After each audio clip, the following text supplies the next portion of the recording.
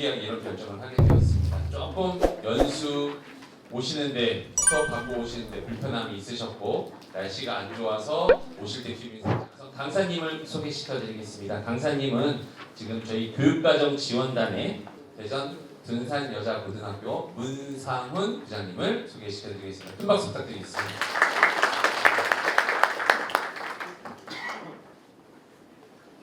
다시 한번 인사드리겠습니다. 대전 둔산여자고등학교에서 근무하고 있는 영어과 문상훈입니다.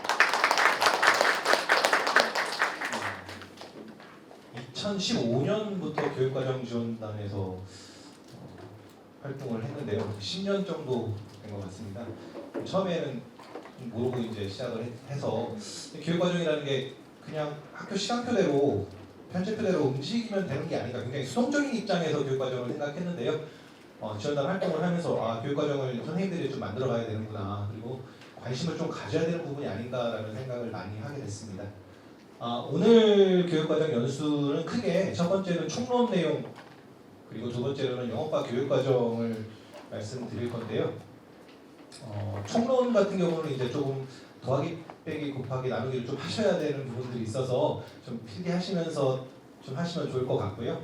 영어과 교육과정 같은 경우는 거의 대부분의 학교 46개 고등학교에서 다 개설한 이제 영어 원 갖고서 이제 한번 읽어보면서 진행하면 될 것 같습니다. 제가 특별히 설명하기보다는 한 번쯤은 같이 읽어보는 것들도 굉장히 도움이 될 것 같습니다. 그래도 교육과정 해설서라던가 교육과정에 대한 책자가 나오면은 읽어본 적이 한 번도 없었는데 좀 읽어보니까 이런 내용이구나, 그리고 이렇게 편제가 돼 있구나, 구성되어 있구나 좀 알게 되더라고요. 시작하도록 하겠습니다. 일단은 이게 2000년도 초반에 이제 키워드가 뭐가 있을까, 교육이나 사회나 문화나 이런 부분에서의 키워드가 뭐가 있을까 찾아봤더니요, 이런 단어들이 많이 보이더라고요. 고령화도 있고, 그 다음에 다문화도 있고, 스마트폰도 보이고, 출생률도 보이고, 이런 단어들이 보였는데 최근에는 이런 단어들이 좀 많이 없어졌고 이런 단어들이 많이 보이더라고요. 그 21세기 요즘에 나오는 어떤 키워드를 봤더니 확연하게 많이 큰 차이가 있습니다. AI도 보이고, 클라이밋 체인지라던가 서스테이너빌리티 같은 이런 단어들이 굉장히 크게 보여요. 그리고 교육과정에서도 어떠한 디지털이라던가 미디어라던가 그리고 생태 환경에 대한 중요성이 굉장히 많이 강조가 돼서 교육과정을 만드는 과정에서도 교육부라던가 아니면 평가원에서 계속해서 이런 것들이 교육과정에 들어갈 수 있도록, 녹아 들어갈 수 있도록 계속 푸시를 했습니다. 그 교육과정을 만드시는 분들, 교수님들도 그렇고 박사님들도 그렇고 어떻게 하면 교육과정에 이러한 내용들을 녹일 수 있을까 고민을 되게 많이 했는데요. 일단 교육과정의 배경을 보시면 미래 사회 대응과 관련해서 디지털 전환이라던가 기후생태 변화라던가 인구 구조의 변화, 불확실성이 굉장히 많이 증가하고 있다, 이런 차원에서 교육과정을 개정해야 되지 않느냐, 그리고 어떤 상호 공동체라던가 그런 의식 함양의 중요성, 서로 존중해주고, 그리고 맞춤형 교육이 좀 더 실현되어야 되지 않는가, 분권화가 실현되어야 되지 않는가, 이러한 내용, 이러한 것에 대한 요구가 증가하고 있다는 점이 교육과정 개정의 배경이 되겠습니다.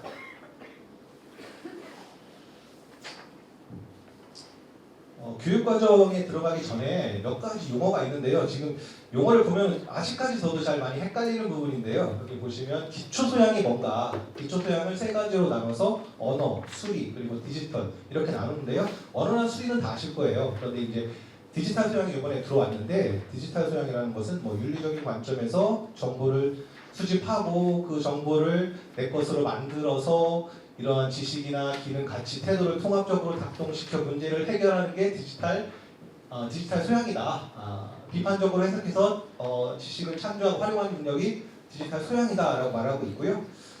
그리고 역량이라는 개념도 컴피턴스 해가지고 막 나오는데 이게 뭘까? 2022 개정교육과정 같은 경우는 이제 굉장히 역량을 키우기 위한 교육과정으로 굉장히 강조되고 있는데요. 여기 보시면은 역량이라는 것은 특정한 맥락이나 상황에서 지식, 기능, 가치 및 태도를 통합적으로 작동시켜 복잡한 문제를 해결하는 능력이다. 이렇게 정의를 내리고 있습니다. 그렇다면 역량을 기르기 위해서는 어떠한 학습이 있어야 되는가? 밑에 보시면 깊이 있는 학습, 삶과 연계한 학습, 그리고 학문 간 같은 과목 내에서 그리고 다른 과목과의 어떤 통합, 그리고 학습 과정의 성찰, 메타 인식까지 모든 것이 다 들어가는 것이 바로 역량을 기르기 위한 교육이고요. 또 깊이 있는 학습은 또 무엇일까 했을 때 여기 보니까 스스로 탐구하고 구조하여 내면화시키는 것, 새로운 상황에 어떤 적용시키고 자신 언어로 설명하고 다른 국가에 적용하고 이러한 것들이 깊이 있는 학습이다라고 말하고 있습니다.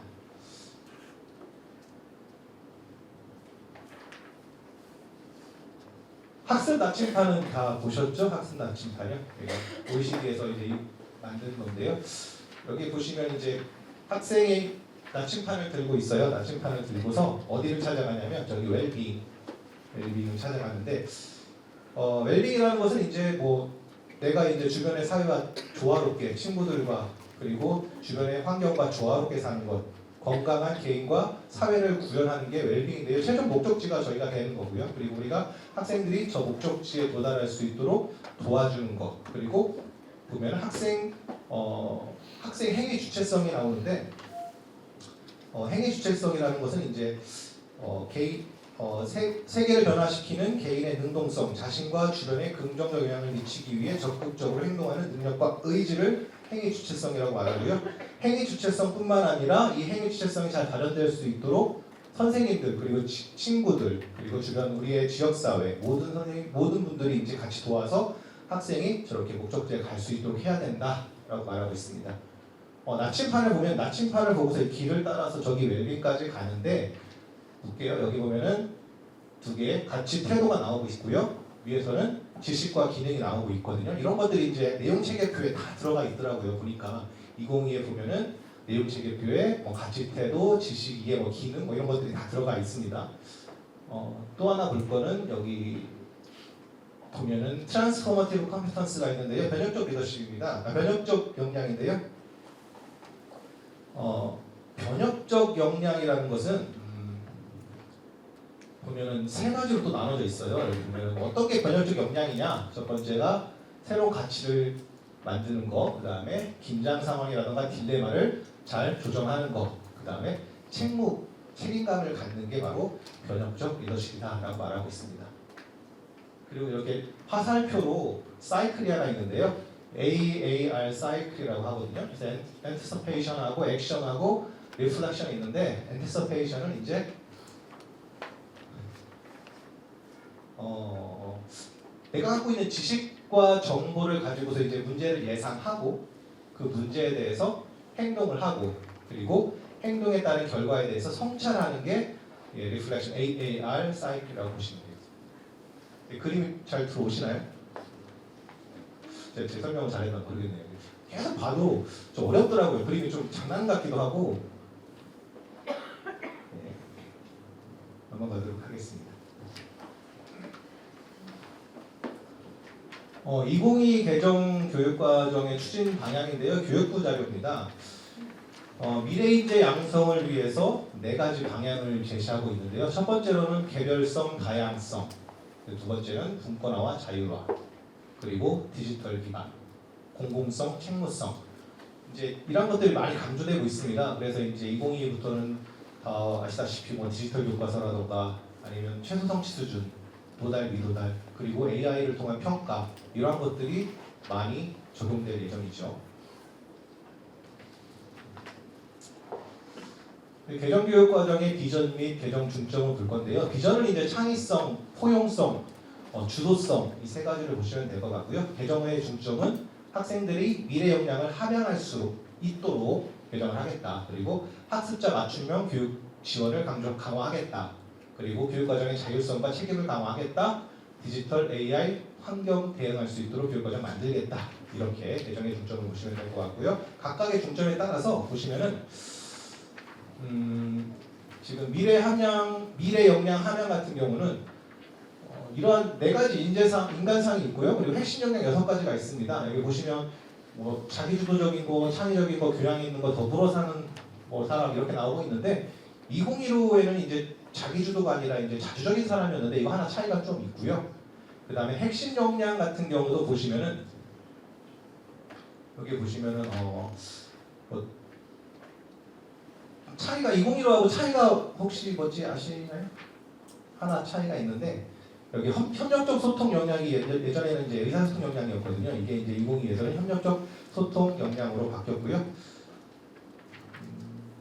각각의 자기관리 역량을 보시면 자아 정체성과 자신감을 가지고 자신의 삶과 진로를 스스로 설계하며 이에 필요한 기초 능력과 자질을 갖추어 자기주도적으로 살아갈 수 있는 자기관리 역량.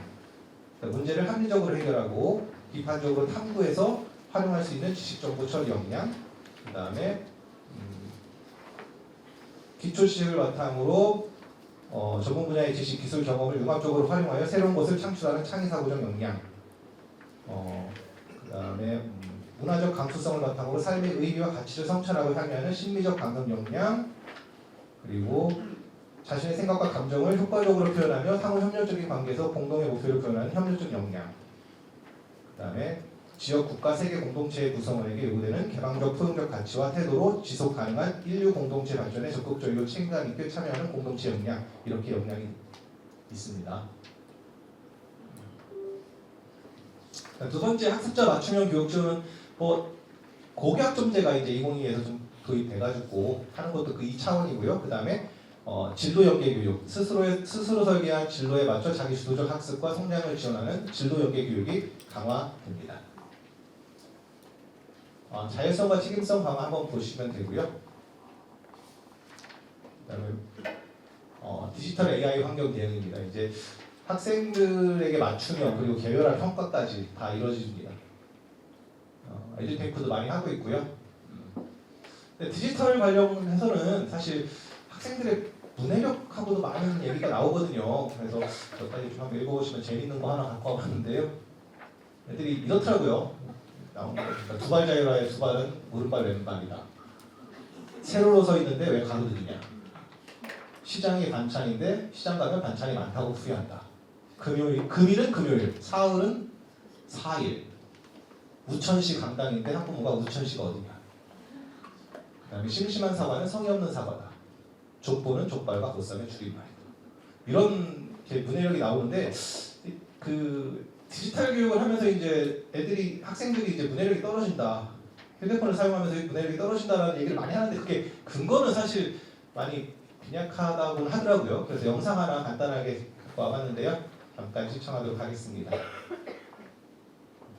요즘 학교에서는 노트북이나 태블릿 PC를 심심찮게 볼 수 있죠. 특히 책도 이북으로 읽는 경우가 늘어나면서 디지털 기기 사용은 흔한 일이 됐는데요. 그런데 이 와중에 다시 종이책으로 돌아간다는 나라가 있어 화제입니다. 바로 스웨덴의 이야기인데요. 지난달 개학한 스웨덴 초등학교에서는 종이책을 사용하고 필기도구를 사용한 글쓰기를 본격적으로 강조하기 시작했는데요. 앞서 지난 8월 스웨덴 정부는 6세 미만 아동에 대한 디지털 학습을 완전히 중단한다라며 2017년부터 유치원에서의 디지털 기기 사용을 의무화했던 기존 방침도 아예 뒤집었다고 합니다. 대신 올해 각 학교에 비치되는 종이책 구입 비용으로 자그마치 우리나라 돈으로 약 823억 원을 투입하기로 했대요. 그런데 스웨덴은 대체 왜 종이책으로 돌아가는 걸 선택한 걸까요? 먼저 스웨덴 정부는 학생들의 낮아진 문해력 점수를 이유로 꼽습니다. 전 세계 초등학교 4학년생 읽기 능력을 평가하는 국제 읽기 문해력 연구에 따르면 2016년에서 2021년 사이 스웨덴 학생들의 읽기 능력은 평균 555점에서 544점으로 11점 하락했는데요. 사실 2021년 점수는 전체 순위 7위로 우수한 점수지만 스웨덴은 학교 시스템에 디지털 기기를 도입한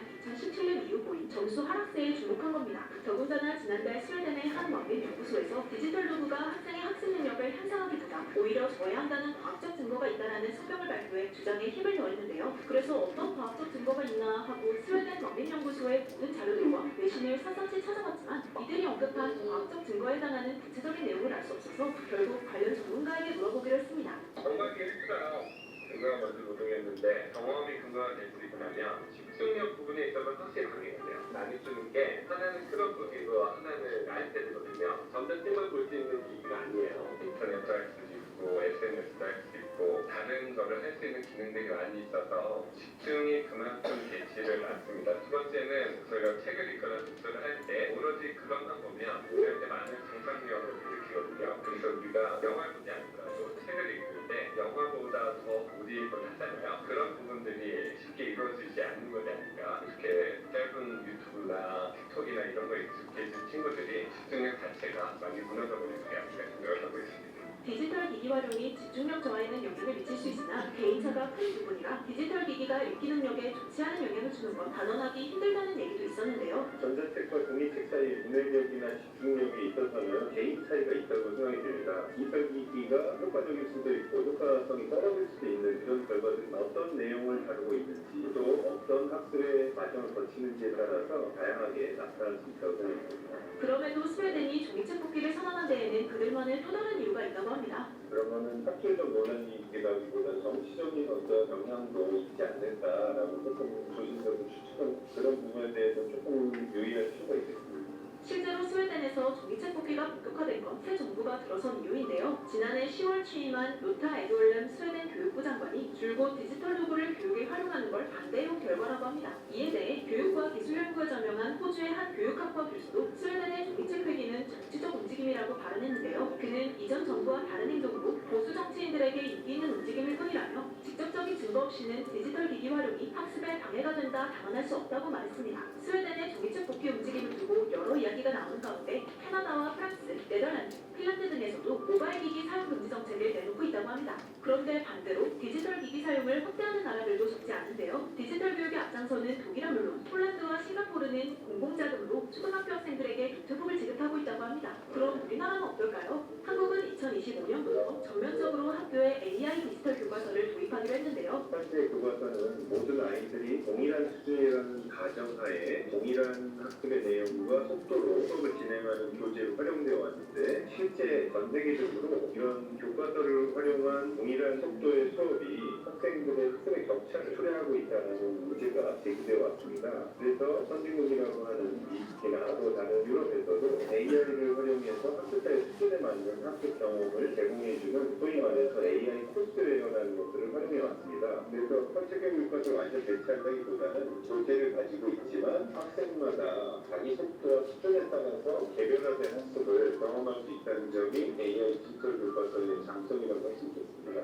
우리나라는 개별 맞춤형 디지털 교과서로 능률을 올리겠다는 취지인데요. 하지만 발달 단계를 고려해서 초등학교 3학년 이후부터 도입된다고 합니다. 이렇게 교육 현장에서의 디지털 기기 사용에 대한 관점은 나라마다 다른데요. 책의 형태가 어떻든 가장 중요한 건 제대로 읽고 의미를 이해할 줄 아는 문해력 아닐까요? 여러분은 종이책이 편하신가요? 아니면 전자책이 편하신가요? 과연 스웨덴이 선택한 종이책 발효는 어떤 영향을 주게 될지 여러분의 생각을 댓글로 남겨주세요. 큰 영상을 놓치지 않고 볼 수 있어요. 좋아요 버튼도 잊지 마세요. 우리나라가 선택한 AI 교과서는 어떤 결과가 있을지 참 궁금하긴 합니다. 저도 학교에서 코스웨어 하나 사용하고 있는데 사실 학생들의 참여도는 굉장히 높아지는 건 같은데 교육적 효과는 잘 모르겠습니다. 네. 자, 지금부터는 이제 좀 계산 좀 하셔야 되고 머리에 쓰실 부분들이 있어가지고요. 좀 천천히 하도록 하겠습니다. 개정교육과정 편제부터 말씀드리도록 하겠습니다. 보통 편제는 교과 그리고 창의적 체험활동 두 가지로 나눠주는데요. 2015에서는 창의적 체험활동이 4가지 영역이었습니다. 자동, 공진 해가지고 4가지 영역이는데 지금 2022에서는요. 그 봉사활동이 동아리 활동 밑으로 이렇게 들어갔습니다. 그리고 이제 2022에서는 2015와는 달리 6시간이 창체에서 줄었잖아요. 그래가지고 1시간씩 빼면은 6학기 딱 맞을 거예요. 그래서 18시간, 6학기 3시간씩 18시간을 창체 활동으로 하고요. 교과는 192학점에서 18시간을 뺀 174학점을 교과 시간으로 편제해서 운영을 합니다. 교과는 보통 교과와 전문 교과가 있는데 전문 교과 같은 경우는 이제 특수 목적 고등학교에서 많이 사용하는 교과가 될 것 같고요. 그리고 보통 교과는 다시 공통 과목과 선택 과목이 있습니다. 공통 과목은 주로 1학년에 편성해서 운영하는 공통 과목이 있고요. 그다음에 선택 과목은 일반 선택, 진로 선택, 융합 선택이 있습니다. 그러면 보통 교과의 과목 유형 어떤 특징이 있는지 보시면은요. 일단은 공통 과목은 기초나 기본 소양을 가리키는 과목이고요. 그리고 이것을 바탕으로 다음 단계로 넘어가는 게 일반 선택 과목입니다. 교과의 주요 학습 내용이 들어갑니다. 그래서 국어, 영어, 수학 같은 경우는 주로 수능 과목과 굉장히 많이 연계가 되고요. 그 다음에 진로 선택 과목은 일반 선택 과목이 조금 심화된 과목, 그리고 진로 관련 과목으로 구성되어 있습니다. 그리고 맨 마지막에 융합은 실생활과 관련된 과목, 실생활과 관련된 과목으로 편성되어 있습니다. 학점 배당 기준을 보겠습니다. 일단 저희 학생들이 과목을 선택해서 졸업하기 위해서는요, 필수 이수 학점을 모두 맞춰야 되는데 2015 같은 경우는 필수 이수 학점이 여기에서 2학점씩 더 많았습니다. 국어도 10학점, 영어도 수학도 10학점 이렇게 됐었는데, 그러다 보니까 1학년 때 편성을 딱 하고 해도 이제 10학점이 안 되는 경우가 되게 많았거든요. 그래서 2학년이나 3학년 때까지 추적을 해서 얘가 필수 이수 학점을 다 충족했는지를 다 골라내야 됐거든요. 근데 이제는 이제 이런 필수 이수 학점이 거의 1학년 때 충족할 수 있을 수준까지 줄이면서 선생님들이 수고가 많이 덜었을 거예요. 특히 좀 그래도 좀 조심해야 될 부분은 여기 기술과정, 정보, 제2외국어, 한문 교양이 2015와 같은 16학점 그대로입니다. 그러다 보니까 여러분 선생님들께서 이제 담임 선생님으로 이제 하시면서 학생들 교육과정 갖고 이제 지도하실 때는 이거 잘 했는지 한번 파악을 하셔야 될 필요는 있을 것 같습니다. 대체로 모든 고등학교에서는요, 구획을 딱 나눠가지고 이것만 따로 편제를 해서 아이들이 선택하게 했으니까 크게 무리는 없을 것 같긴 한데요. 그래도 좀 세심하게 보셔야 될 것 같고요. 또 하나 제약사항이 있다면 국어, 수학, 영어 이수학점이 81학점을 초과하면 안 됩니다. 근데 81학점을 초과하는 학교는 한 학교도 없고요. 심지어 예전에 비해서 굉장히 많이 줄었습니다. 국어, 영어, 수학이 거의 75학점 정도밖에 운영을 안 해요. 예전에는 국영수 중심으로 모든 과목이 돌아가다 보니까 막 90학점도 하고 97, 98 이렇게까지도 했는데 2022 그리고 이 최근 근래 들어서는요, 국영수의 어떤 실수가 학점 수가 굉장히 많이 줄었고요. 알아두시면 될 거고, 이것 크게 걱정할 부분은 아닌 것 같습니다. 그래서 여기 보시면 필수 이수 학점이 84학점이고 나머지 90학점은 학생들이 선택할 수 있도록 학교에서 편성을 하시면 될 것 같습니다. 그리고 창의적 체험학습이 아까 말씀드린 6학기 3학점씩 해서 18학점이고요. 다 합쳐서 192학점 운영을 하시면 됩니다. 학점 편성의 운영 범위를 보겠습니다. 2015에 비해서는 많이 단순화되긴 했는데 그래도 몇 가지 좀 주의할 점이 있습니다. 2022 같은 경우는 뭐 1만은 4 플러스 마이너스 1, 5 플러스 마이너스 2 뭐 이런 식으로 해서 편성을 해서 선생님들이 많이 헷갈렸습니다. 선택 과목의 종류에 따라서. 그런데 지금 보시면 영어는 특히 고민할 게 없는 게 4에다가 플러스 마이너스 1만 하시면 되고요. 공통 과목만 조심하시면 될 것 같아요. 공통 과목 같은 경우는 맥시멈이 4학점이고 미니멈이 3입니다. 3. 보통 영어과는 보니까 3학점으로 운영하는 학교들이 점점점 늘어나고 있는 것 같아요. 3학점으로. 4학점으로 운영하는 학교들도 있긴 한데 3학점으로 운영하는 학교들이 점점점 늘어나는 것 같고, 그리고 한국사는 무조건 3학점에서 6학점, 1학기, 2학기에서 6학점 운영하시면 되고요. 아탐고시험은 1학점, 1학점에서 운영하시면 되고요. 그 다음에 여기 스포츠 문화, 스포츠 과학, 생애 설계와 자립이 아마 선생님들 학교에 가시면 편제되어 있는 학교들이 꽤 많을 거예요. 이게 1학점 편성이 가능한 과목이라서 어떻게 이제 넣기 어려운 시간이 있거든요. 홀수나 이렇게 1시간 있는 경우에 교양으로 해서 이렇게 생애 자립 그리고 체육해서 10학점 맞추려고 스포츠 문화와 스포츠 과학이 많이 편성을 하고 있고요. 그리고 또 하나는 이제 공통 과목 같은 경우는 사실 1학년에 다 편성이 되어 있습니다. 대전시 같은 경우는 공통 과목을 편성하지 않고 1학년 때 일반 선택이나 뭐 그렇게 편성한 학교는 단 한 학교도 없었고요. 공통 과목은 다 1학년 때 아까 말씀드린 것처럼 과목의 특성상 기본적인 거, 기초적인 거다 보니까 1학년 때 다 학습을 한 상태에서 2학년으로 올라가야 되기 때문에 다 1학년 때 공통 과목을 다 편성을 합니다.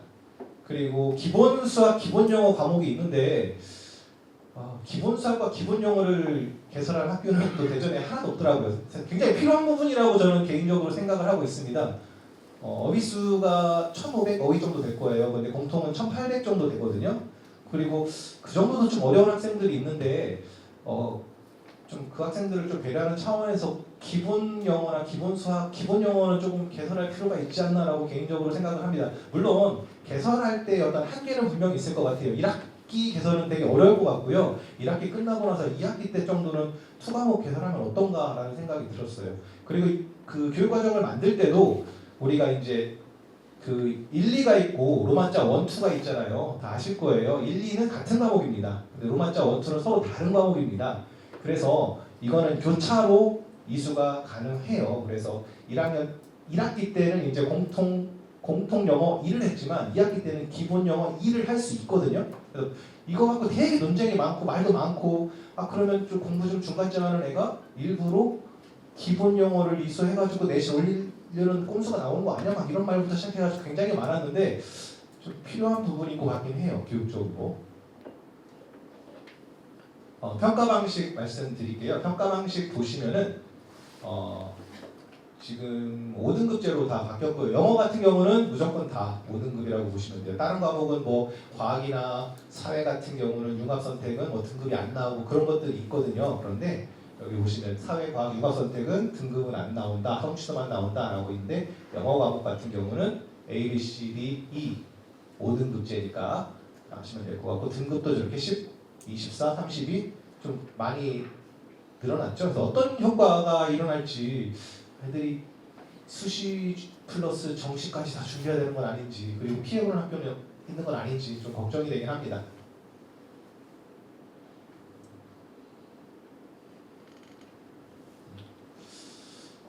성적 하면은 사실 그 교육 과정에서 요구하는 인재상 보면은 뭐 포용성, 더불어 사는 사람, 공동체 역량 굉장히 강조하고 있는데 평가 때문에 그러한 것들이 과연 이루어질 수 있나 생각을 많이 해봤어요. 애들이.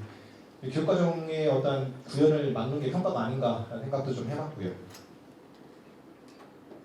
그리고 이거 말씀하셨는데 전문교과 있거든요. 전문교과 과목. 아까 말한 특수목적고등학교 과목 같은 경우 2015 같은 경우는 갖고 와서 절대평가로 해도 성취도 평가를 했거든요. 그런데 이제는 내신 다 나오니까 특목고 과목 갖고 와도 애들 크게 뭐 좀 평가에서 자유롭지 않다라는 사실 아시면 될 것 같습니다.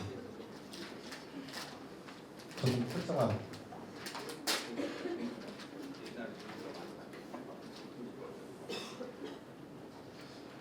지금 과목 볼게요. 국어, 수학, 영어 이렇게 있는데 이 위에 노란 부분하고 저기 빨간 부분은 수능 연계 과목입니다. 국어의 수능 연계 과목, 화자, 독서 장문, 문학, 그다음에 대수, 미적원, 확공, 영어 1, 2, 영어 1, 2 그리고 오른쪽에 있는 허락해 된 부분은 아까 말한 것처럼 성적이 등급이 안 나오는 과목 판단하시면 될 것 같고요. 아까 저기 빨간 부분 스포츠 문화, 스포츠 과학은 1학점 편성이 가능한 과목이었고요. 그리고 제2외국어 수능 과목입니다.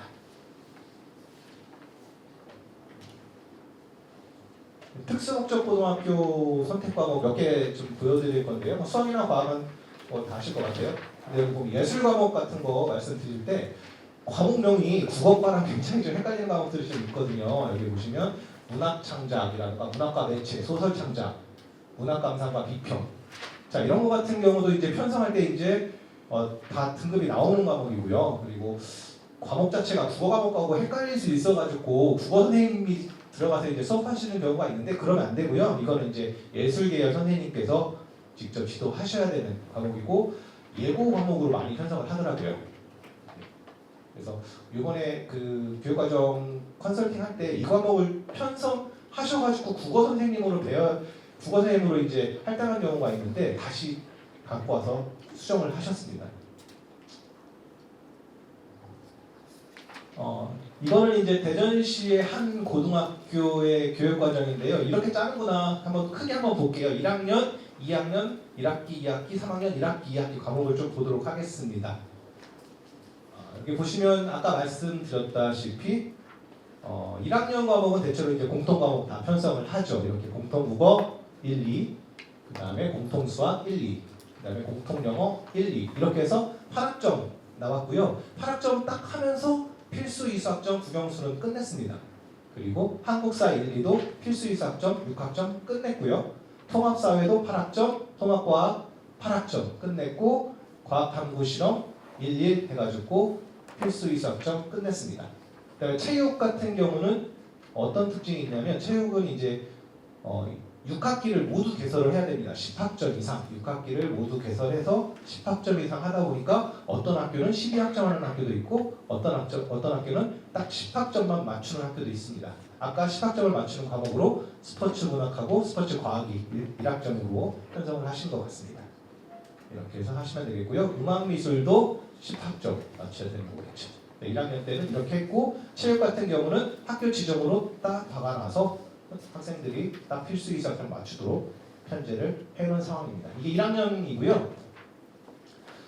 또 2학년 1학기 2학기 보시면 일부 학교 지정 과목들이 있는데 어떤 특징이 있냐면 수능 과목 정도는 그래도 학교에서 지정을 해서 학생들이 필수적으로 들을 수 있게 한 과목들이 좀 보이죠. 영어 같은 경우는 영어 1, 2도 4학점으로 해가지고 학생들이 이제 수능 연계니까 공부해라 이렇게 하는데 자 넘어갈게요. 이제는 이제 선택 과목으로 들어가면서 묶어놓고 이제 선택을 하는 거죠. 하나의 구도로 묶어놓은 다음에 탭 몇 개 보시면은 사회 과목과 과학 과목을 묶어가지고 이렇게 편성을 했고요. 그 다음에 기술과정 정보 이렇게 아까 말한 것처럼 기술과정 정보 교양 과목이 16학점이다 보니까 이렇게 덩어리를 묶어서 학생들이 필수 이상점을 맞췄는지를 확인할 수 있게 편제표만 봐도 확인할 수 있게 만든 편제표입니다. 사실 좀 보기에 좀 편한 편제표를 갖고 왔습니다. 굉장히 어려운 것도 있긴 한데 좀 보시기 편할 거니까 잘 보실 수 있을 거예요. 그리고 제2외국어나 한문 과목 같은 경우 중국어, 일본어가 있는데 제2외국어 같은 경우는 일반적으로 이제 한 과목을 편제하는 게 아니라 학생들의 선택권을 존중해서 2과목 이상 편제해라, 편성해라. 그래서 해라라고 권장하고 있고요. 그다음에 여기 보시면 영어 과목을 보시면 2학년 2학기 때 영어 과목 보시면 국어 2과목, 수학 1과목, 영어 2과목이 있습니다. 영어 2과목이 있는데 일단은 2학년 과목이 학교 지정으로 영어 과목이 하나 있긴 해요. 있긴 한데 사실 조금 아쉬운 거는 뭐냐면 3회 과목은 5과목이 편성이 돼 있고요. 그 다음에 과학은 4과목이 편성이 돼 있고 영어는 2과목, 수학 하나, 국어 2 이렇게 편성이 돼 있어요. 그런데 선생님들은 기본적으로 이제 과목을 많이 가르치면 시험 문제도 내야 되고 평가도 해야 되고 생기부도 써야 되고 업무가 되게 많아진다라고 판단을 하고 저도 계속 그랬거든요. 그런데 이제 갈수록 이제 영어의 인기가 있을만 못해요. 그리고 지금 이 학교는 그래도 학교 지정으로 영어를 딱 박아놓긴 했지만 많은 학교에서 영어를 학교 지정으로 박아놓지 않고 저렇게 선택을 준 다음에 학생들이 선택하게 합니다. 그러면 그런 상황에 있다면은 사회는 4과목인데 영어 1과목이랑 2과목만 개설하면 나중에 어떻게 될지 좀 걱정이 되긴 해요. 그래서 좀 많이 좀 개설을 해줬으면 어떤가. 영어 과목을 조금 더 적절하게 많이 개설을 해서 학생들이 선택을 하게 해주면 선생님들이 좀 더 어렵긴 하지만 그래도 좋지 않을까. 서울시에서 이제 연수를 해도 영어 선생님들이 똑같이 말해요. 우리 영어 너무 인기가 없다. 그래서 많이 좀 개설했으면 좋겠다. 많이 좀 들었으면 좋겠다. 계속 말을 하는데 그런 노력에도 불구하고 많이 안 한다. 그래도 계속 확대해서 편제표에 넣어라라고 계속 하더라고요. 3학년 1학기 과목 볼게요. 여기도 마찬가지예요. 과목 수가 다른 과목 3학년 1학기 같은 경우는 말 그대로 이제 지정 과목이 없거든요. 지정 과목이 없는데 물론 뭐 하나 하겠지라는 생각을 하실 수 있거든요. 그런데 그래도 다른 과목에 비해서 과목 수가 조금 적지 않냐 개설할 때 좀 더 넉넉하게 좀 개설하셔가지고 좀 과목 수가 많아지더라도 선택권도 주고 저희들도 조금 여유가 있고 했으면 좋겠습니다.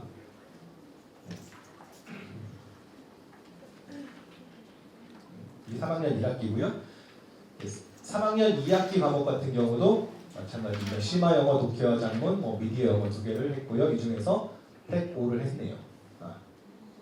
영어 같은 경우는 이제 최대 5학점을 편성할 수 있는데 대전 시내에서 5학점 편성하는 학교 딱 하나 본 것 같아요. 딱 한 학교 본 것 같은데 어떤 학교인지 기억은 안 나는데 모두 다 4학점 그리고 3학점, 3, 4학점으로만 다 편성을 하셨더라고요.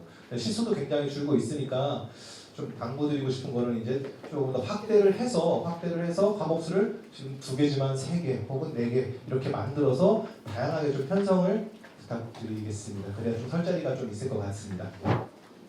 교육과정 그 2022년도에 이제 교육과정 개발이 시작됐습니다. 1월 달부터 7월 달까지 1차 연구했고요. 그 다음에 7월부터 12월까지 2차 연구했는데 저는 심화 영어를 집필을 해서 거기에 이제 연구원으로 했었는데요. 1차 연구 때 보면은 사실 말하기 듣기 읽기 쓰기가 그대로 살아 있었습니다. 그러다 보니까 2015하고 큰 차이가 없이 교육과정이 만들어져서 공청회 때 굉장히 말이 많았습니다. 뭐 바뀐 게 없냐?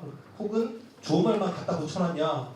그리고 성취 기준이나 이런 것들 진술도 2015랑 크게 달라지지 않아서 굉장히 많이 비판을 받았는데요. 2차 연구에서는 확 뒤집히면서 이제 이해와 표현 영역도 2가지로 그리고 2022 개정교육과정을 보시면 과목의 영역이 굉장히 다양합니다. 과목의 특성에 맞춰가지고 다 바뀌었습니다.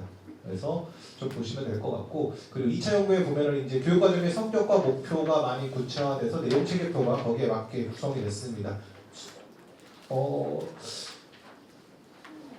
과목을 보시면은 이렇게 되어 있는데요. 새롭게 들어온 과목들이 3개 보이죠? 직무 영어하고 영어 발표와 토론, 그다음에 미디어 영어 보이는데 그 교육과정을 만들면서 가장 강조됐던 것들 한 3가지 정도가 있었던 것 같아요.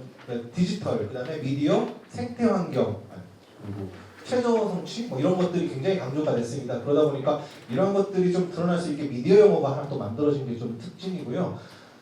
직무 영어 같은 경우는 뭐 그 2015의 실용 영어와 조금 색깔을 같이 했는데 만들면서 이제 전문계 고등학교 학생들을 좀 타겟으로 하자라는 얘기가 계속 있었습니다. 그러다 보니 좀 쉽게 만들자, 좀 편하게 만들자, 아이들이 진짜 쓸 수 있게 만들자라고 해서 했는데 그 성취 기준 보시면은 뭐 간단하게 말씀드릴게요. 진로 탐색 및 직무 수행 상황이나 목적에 맞는 서식의 글을 작성한다 이런 성취 기준도 있습니다.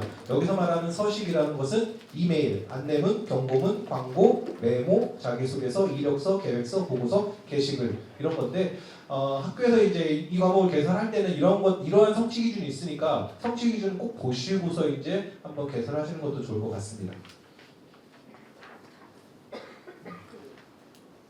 자, 미디어 영어도 굉장히 특이한 과목인데요.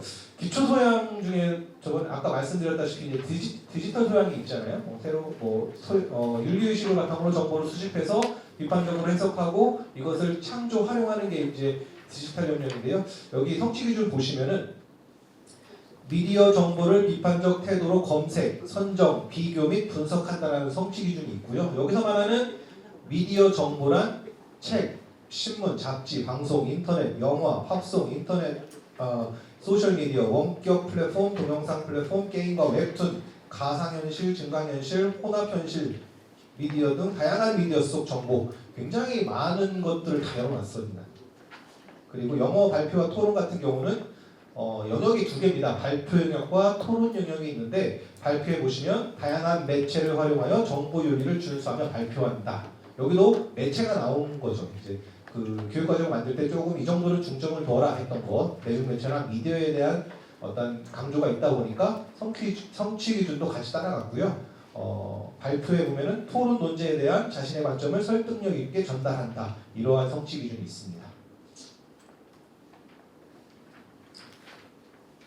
과목 그리고 어휘수가 이렇게 나와 있는데요. 한눈에 조금 보시기가 좀 편하시죠.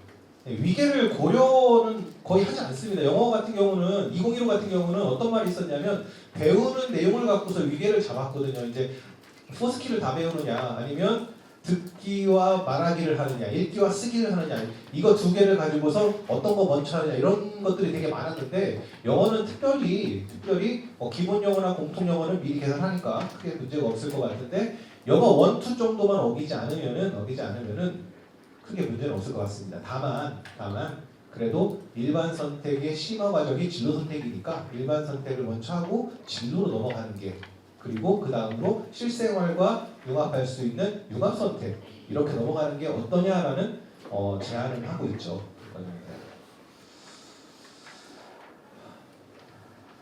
과목의 좀 특징을 보겠습니다. 일반 선택 과목은 이제 목적 자체가 이제 제너럴 퍼포스입니다. 그래서 일반적인 목적으로 하는 거고요. 과목은 영어 1, 2, 영어 독해와 작문이 있습니다. 영어 1, 2 같은 경우는 영역이 이해 영역과 표현 영역으로 있고요. 영어 독해와 작문은 독해와 작문 영역으로 나눠져 있습니다. 그러다 보니까 내용 체계표도 2개씩 이해, 표현 각각의 내용 체계표가 나오는 거죠. 이러한 영역에 따라서 내용 체계표가 1개냐 2개냐가 결정이 되니까요. 보시면 될 것 같고요. 영어 1, 2나 영어 독해와 작문도 기본적으로 기본 영어나 공통 영어를 했다라는 가정하에 그 다음 단계로 넘어가는 과목입니다. 그리고 영어 1, 2를 했다는 가정하에 심화형으로 넘어가고요. 보면은 진로 선택 과목입니다. 이거는 조금 더 특수 목적 영어죠. 진로와 관련된 특수 목적 영어인데 아까 말씀드렸다시피 심화 영어 같은 경우는 영어 1, 2 다음에 넘어가는 과목이고요. 그리고 이해와 표현의 2개 영역이 있는데 나머지 과목들은 사실 영역 자체가 하나 혹은 2개로 조금 특색이 있습니다. 직무 영어 같은 경우는 영역이 딱 하나고요. 그 다음에 영어 발표와 토론은 발표하고 토론 2개로 되어 있고요. 그 다음에 영미문학 읽기, 그 다음에 영어 심화 영어 독해와 작문은 2개, 이건 하나 이런 식으로 되어 있습니다. 어휘수를 보시면은 심화 영어 독해와 작문이 굉장히 많아요. 3,500개 가장 많고요. 선택 과목 중에 융합 선택 같은 경우는 아까 실생활에 이용할 수 있는 과목으로 구성이 되어 있습니다. 실생활 영어와 어휘수가 가장 적죠. 1,500어휘고요. 그 다음에 미디어 영어는 아까 말씀드렸다시피 디지털 그쪽에 대한 관심, 미디어, 매체에 대한 관심이 많다 보니까 이렇게 과목이 하나 만들어진 상황이고요. 세계문화와 영어 같은 경우는 우리 영어권 문화 과목이 있었는데 그거보다는 조금 더 확대된 개념으로 보니까 월드 잉글리시스라고 해가지고요. 우리 잉글리시에다가 ES를 붙여가지고 이제 그 교육과정 해설서에 나와 있습니다. 그 영국에 이제 제니퍼 제킨슨이라는 교수님이 계신데 그분이 이제 그 세계 영어라는 어휘를 만드신 분이에요. 그래서 보니까 원고를 써서 넘겼는데 영어에 ES를 붙여가지고 잘못 썼다고 탈고해서 이렇게 왔다라는 에피소드 있었는데 지금 이런 세계 문화와 영어로 바뀌어가지고 오고 있습니다. 좀 글씨가 좀 작죠? 우리 대전시에서 그 대전시에 있는 고등학교에서 개설한 과목 현황 수를 좀 봤는데요.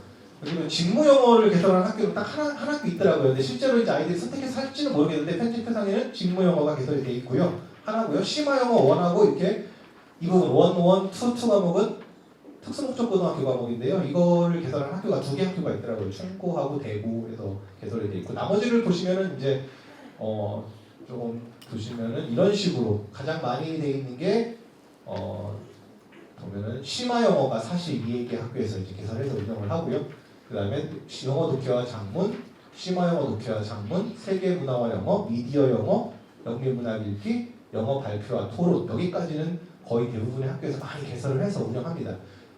그 일부 학교에서는 개설을 많이 안 하는 학교도 되게 많아요. 그냥 딱딱 필요한 것만 딱 개설하고 아이들에게 선택권을 주지 않고 난 이것만 하겠다, 어차피 하니까 하겠다 하는 학교가 있는데 조금 더 많이 좀 열어둬서 학생들이 좀 선택권을 많이 가질 수 있도록 하면 좋을 것 같습니다. 이거는 이제 2022 개정 영어과 교육과정 시한 최종안 개발 연구 자료인데요. 이수 경로를 보여주고 있습니다. 1학년, 1학기, 2학기는 뭐 공통 영어, 기본 영어 이렇게 세팅을 하면 되는데 이렇게 크로스로도 가능합니다. 이렇게 크로스 가능하니까 보시면 될 것 같고요. 보통 영어 1 2,000단어에서 이렇게 같이 계산하면 좋다라고 해서 이제 이렇게 예시를 주고 있습니다. 영어 2는 미디어 영어하고 그다음에 3학년 1학기 때 심화 영어하고 영어 독해와 작문 그리고 심화 영어 독해와 작문 세계문화 영어, 영어 발표와 토론 이렇게 개설하는데 영어 발표와 토론 같은 경우는 2학년 때 많이 개설을 하더라고요. 이제 일부 이제 컨설팅을 나가보면은 영어 발표와 토론 같은 과목은 아이들이 대체로 싫어할 것 같다라는 인식을 많이 하셔요. 그래서 허수 과목으로 2개를 딱 해놓고서 이건 선택 안 하겠지, 이걸로 몰리겠지라는 생각을 많이 하시더라고요, 선생님들께서. 그래서 2학년 때 개설하는 학교들이 조금 있는 것 같아요.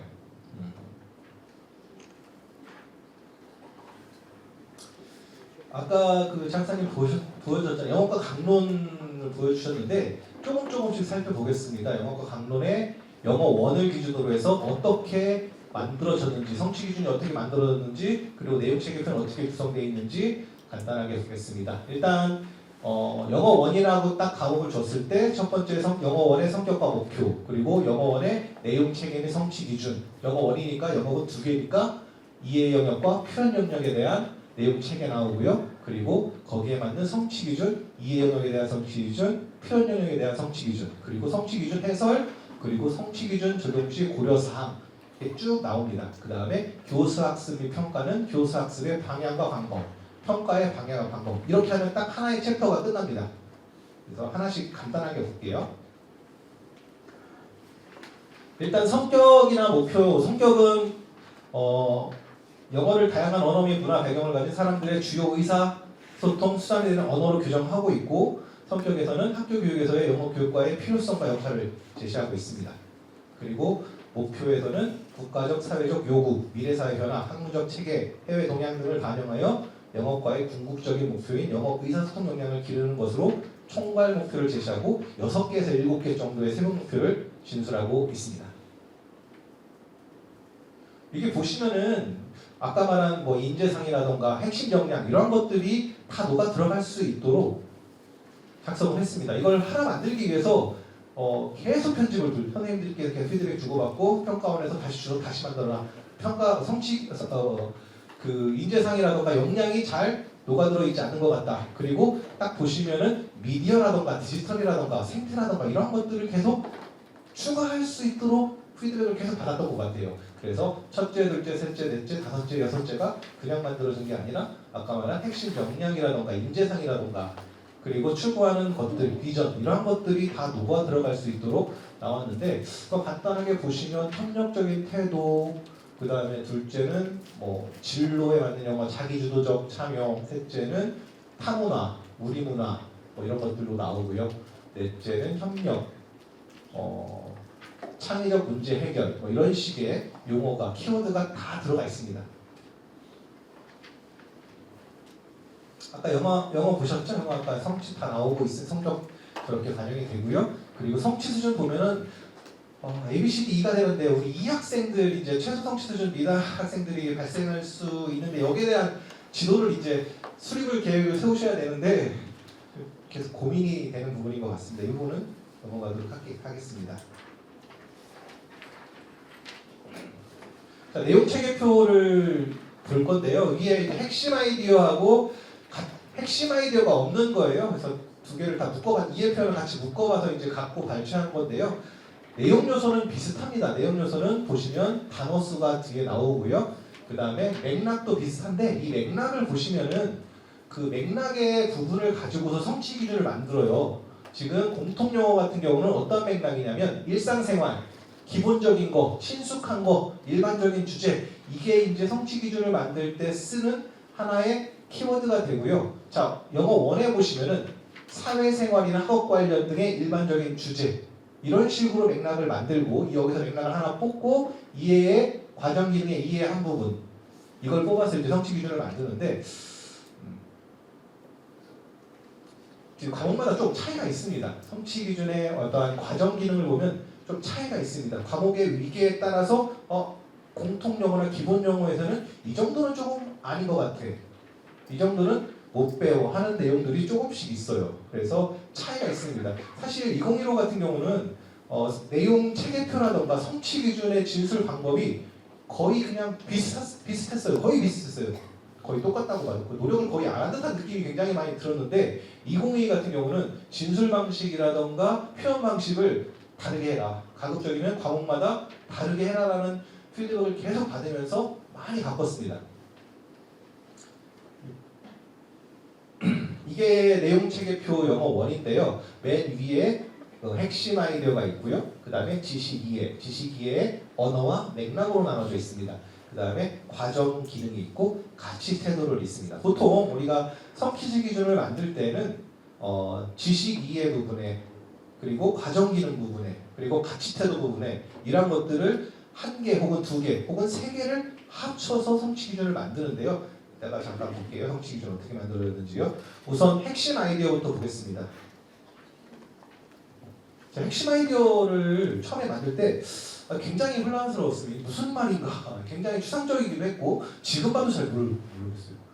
그때 만들 때는 이제 가칭 빅 아이디어 혹은 핵심 아이디어 이런 식으로 얘기를 했는데요. 학교 밖에서도 탐구할 가치가 있는 교과 기존의 근본 아이디어 느낌 오시나요?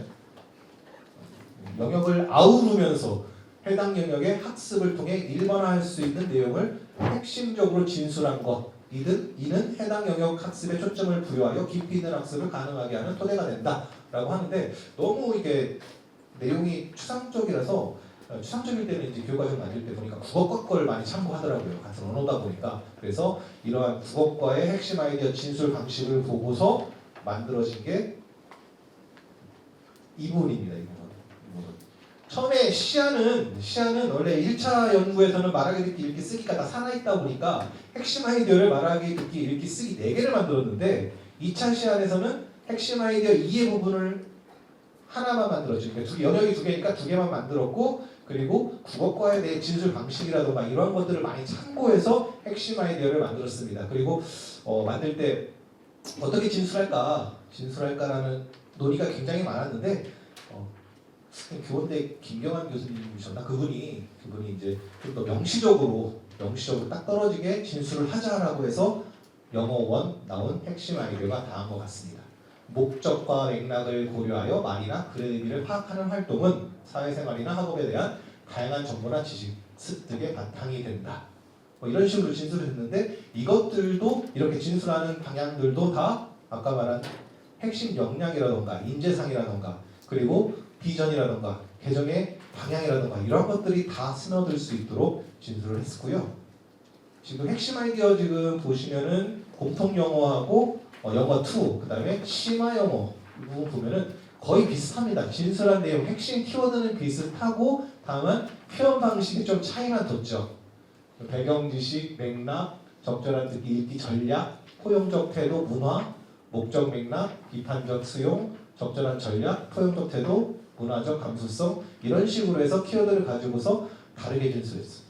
핵심 아이디어가 어떻게 다를 수 있냐라는 의견이 되게 많았어요. 과목마다 핵심 아이디어가 어떻게 달라 다 같이 했는데 진술은 다르게 하라 계속 푸시를 해가지고 이렇게 나온 겁니다. 그 다음에 지식이해 부분을 보겠습니다. 이 부분은 지식이해 부분을 만들 때 사실 저는 기분 되게 좋았는데 왜냐하면 그 팀장 하시는 교수님께서 영어 수능 문제들 모의고사 문제들 못 풀겠다 교수님에도 불구하고 못 풀겠다 이걸 누가 풀려고 하냐 그러면서 어휘수 제한을 두자라고 처음에 시안 이렇게 나왔습니다. 그래서 단어 수가 25개는 안 넘어가게 만들어서 수능 문제 출제는 모의고사 문제 출제는 조금 읽을 수 있게 좀 만들자라고 해서 이렇게 시안을 냈는데 결론은 이제 없어졌더라고요. 있었으면 좋겠는데 그리고 처음에 만들 때는 이야기 서사 이렇게 해놓고서 어떤 장르의 글이 있는가도 다 내용 체계표에 넣습니다. 그러다 보니까 조금 답답한 것도 있고 좀 좁아 보이기도 하고 그러죠. 그래서 편집상으로 봤을 때는 뒤로 옮기죠. 어디 옮기냐면 성취기준 적용시 고려사항으로 옮기게 되고요. 맥락도 보면은 처음에는 일반적인 주제였습니다. 일반적인 주제로 이제 진술이 됐는데 이것도 너무 모호하다. 그래서 조금 더 길어지죠. 어떻게 바뀌냐면 최종 시안은 이렇게 바뀌어요. 아까 말한 어휘수도 좀 줄어들었고 그 다음에 여기 장르를 다 뺐고요. 그 다음에 여기 보면은 사회생활이나 학업 관련 등 일반적인 주제로 맥락이 바뀌게 됩니다. 그래서 이제 어떻게 이제 수준을 잡을까 외국어 능숙도에 따른 수준별 주제를 보는데 이 표를 많이 참고하시더라고요. 미국에서 이제 외국 교육협회인데 거기 나비스부터 인터미디엇, 어드밴스드, 스피어리 이렇게 나오는데 여기에 나오는 토픽을 어떻게 잡을까 이 줄친 키워드를 가지고서 아까 맥락을 잡았습니다. 그러니까 그 2015에서 비판받던 부분들이 뭐 일반적 주제가 어떻고 다양한 주제가 어떻고 이런 것들에 대한 비판이 있었으나 우리가 참고할 수 있는 부분은 이런 부분이기 때문에 진술을 그렇게 할 수밖에 없지 않았나 생각이 듭니다.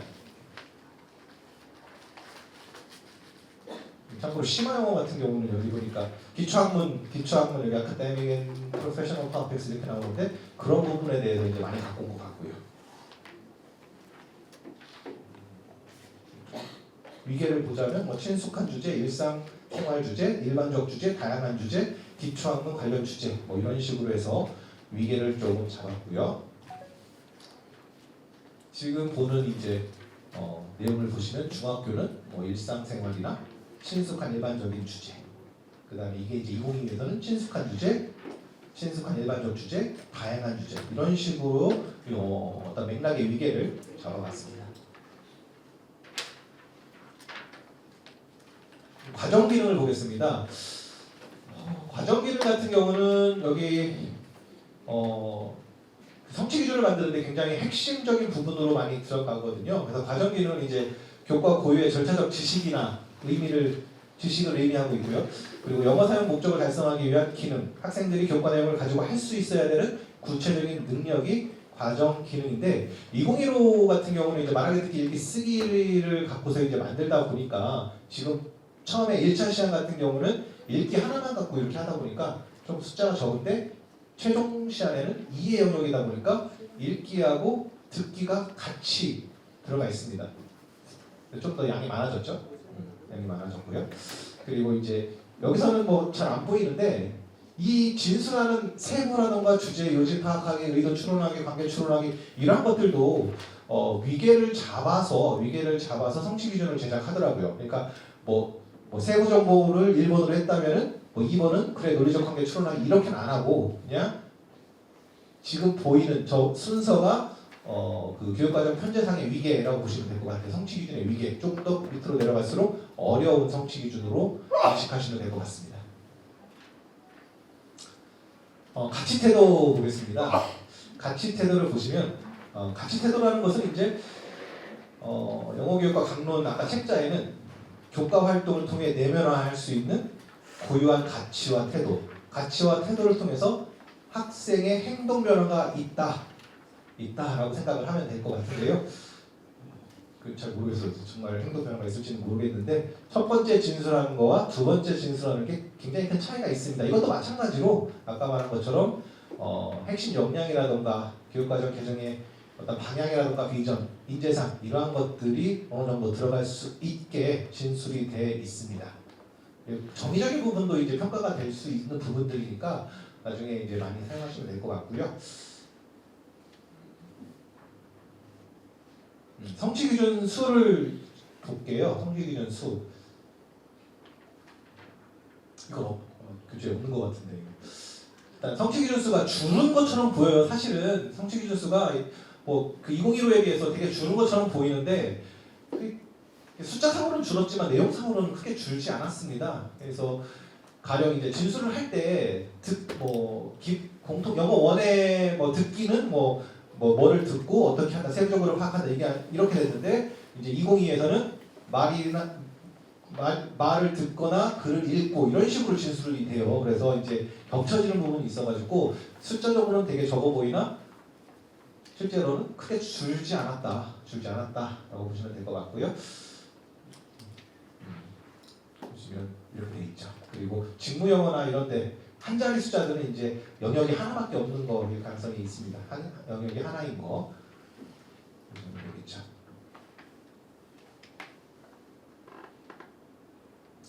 그리고 또 놀라운 사실이 성취 기준을 다 만들었는데 범교과 주제 학습 주제를 갖고 오시더라고요. 그래서 이 범교과 주제 학습 주제와 성취 기준이 얼마나 연관성이 있냐 이런 것까지 다 파악을 해서 하나의 성취 기준이 딱 나오고 거기에 대한 해설까지 다 나오더라고요. 그래서 성취 기준을 만들 때 이렇게 범교과 11개의 주제까지 10개 주제까지 다 반영을 해서 만들었다. 그래서 각각의 성취 기준이 어떠한 범교과 학습 주제와 일치하는지까지 다 파악을 하는 과정을 거쳐서 성취 기준이 나오더라고요. 너무 힘들었습니다. 2015 성취 기준 볼게요.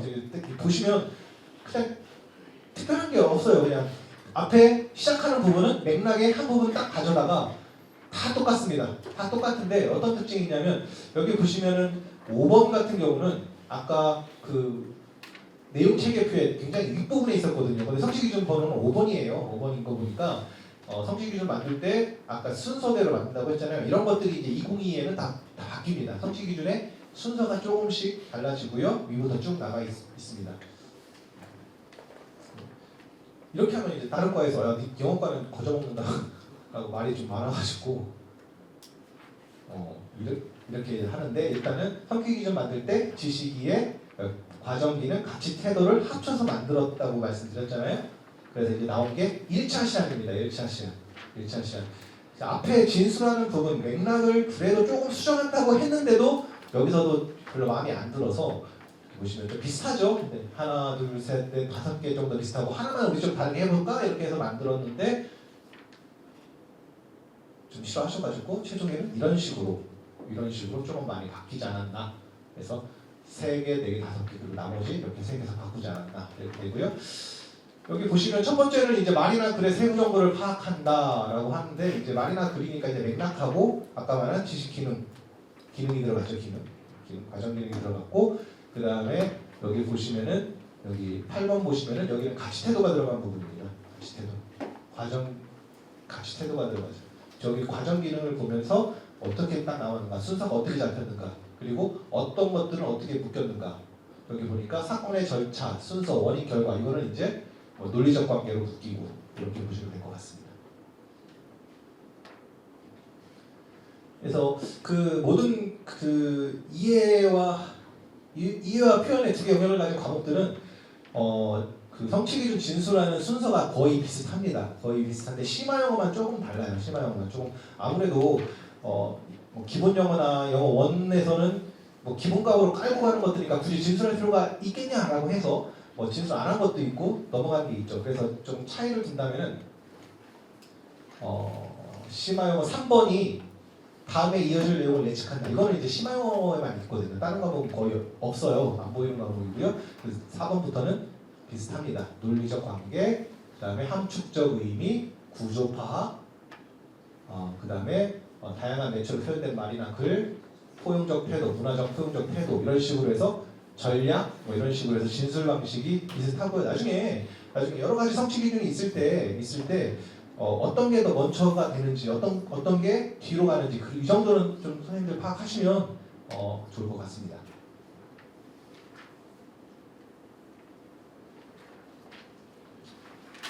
아까도 말씀드렸다시피 이제 저희가 성취 기준을 만들 때 이렇게 이제 핵심 역량들이 어떻게 녹아 들어가 있는지 잠깐 볼게요. 그래서 지금 보시면은 첫 번째 협력적 소통이 들어간 성취 기준입니다. 지금 보시면 공통 영어 표현의 6번째, 표현의 9번째, 그다음에 영어원의 표현의 3번째, 발표와 토론의 6번째 이런 식으로 해서 그것과 역량이 어떻게 들어가는가 이것도 이제 하나하나씩 다 조사해가지고 카테고리화 시킨 건데요. 지식적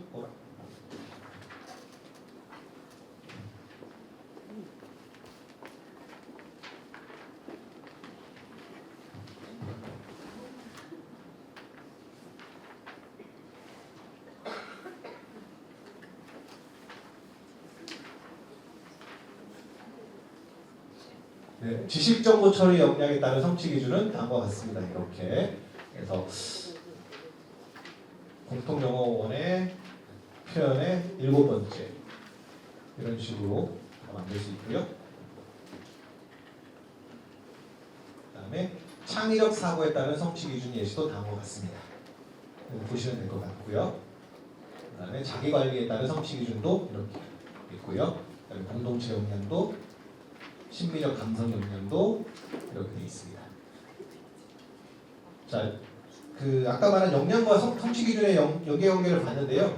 이제는 이제 그 성취 기준이 있으면 그 성취 기준을 어떻게 우리가 해석을 해야 되는가 그 부분들도 이제 만드는데요. 여기 보시면 진술 방식은 다 또 동일합니다. 모든 과목이 첫 번째 시작은 이 성취 기준의 목적은 이런 것이다라고 나오고 있고 여기 이 성취 기준을 봤을 때 선생님들이 도대체 이게 무슨 의미일까라고 하는 어휘를 예측을 해서 만들었습니다. 가령 여기서 말한 것 다양한 매체. 그럼 다양한 매체는 무엇일까 해서 진술을 쭉 하고 있고요. 전략은 무엇일까?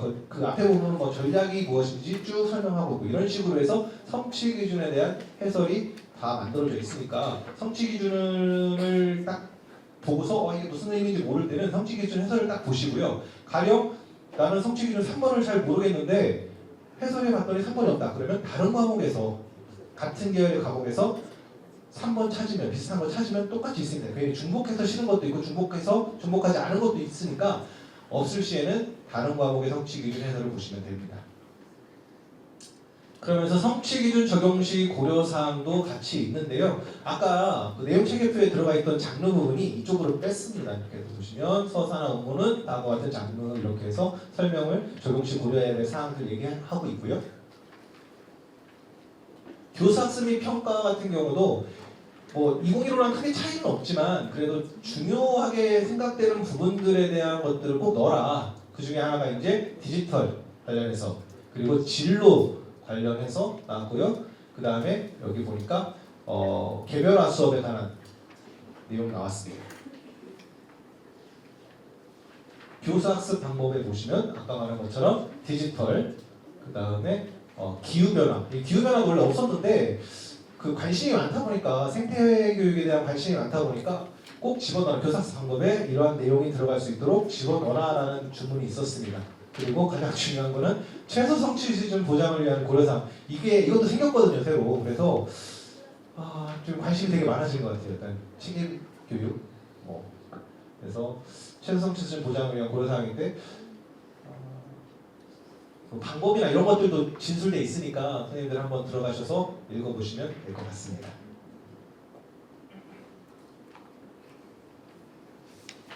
평가의 방향 보시면요, 이것도 이제 개정 중점 사항이 많이 반영이 됐는데 여기 보니까 깊이 있는 학습 내용 나오고 있고요, 역량 중심 평가 이루어질 수 있도록 해라 나오고 있고, 그 다음에 디지털 평가 도구를 적극 활용한다 이러한 부분들도 그 평가원이라든가 교육부에서 딱 주문한 내용입니다. 딱 주문한 내용. 교육과 그대로 맞춰라 나오고 있고요. 평가 방법인데요. 이것도 딱 보시면 알 거예요. 이런 내용이 되게 강조되고 있구나. 그리고 2022에서는 이런 것들에 포커스를 맞추고 있구나라는 거 다 보실 수 있을 겁니다. 여기 테크놀로지부터 시작해가지고 인공지능, 그다음에 수준별, 문항별 난이도 비중, 그다음에 최소 성취 수준 보장을 위한 고려사항 이런 것들이 다 진술이 돼 있고 기술돼 있습니다. 아까 미디어에 대한 거, 생태에 대한 거 다 들어가 있으니까 그 추천드리자면 공통 영어 정도 읽어보면 거의 많이 들어가 있거든요. 한번 읽어보시고 하면 될 것 같아요. 그래서 그 지금까지 내용이 저희 영어과 교육과정에 대한 전체적인 설명이었고, 영어과는 다른 사회 과목이나 과학 과목에 비해서 크게 어렵지는 않습니다. 그 편지할 때도 크게 어렵지는 않은데 아까 말씀드린 것처럼 다양한 과목을 선생님들이 조금 개선해서 두 과목이 아니라 한 학기에 한 3과목 정도, 한 과목 좀 늘린다고 생각하시고 해서 개설 좀 하시고요. 그리고 지금 내용은 지금 넣었는데 아까 참고한 자료들 연구 자료가 있고요. 지금 내일 전달 연수 하실 텐데 전달 연수 중요한 것만 한 10페이지 정도 모아놨습니다. 그래서 이걸로 전달 연수 하시면 될 것 같아요. 너무 많이 내용이 있기 때문에 전달하기 어려우실 것 같아서요. 한 10개, 11개 슬라이드니까 이거 가져가셔서 선생님들 전달하시면 될 것 같습니다.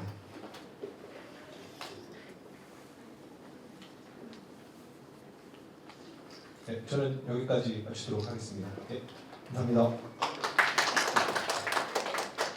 예.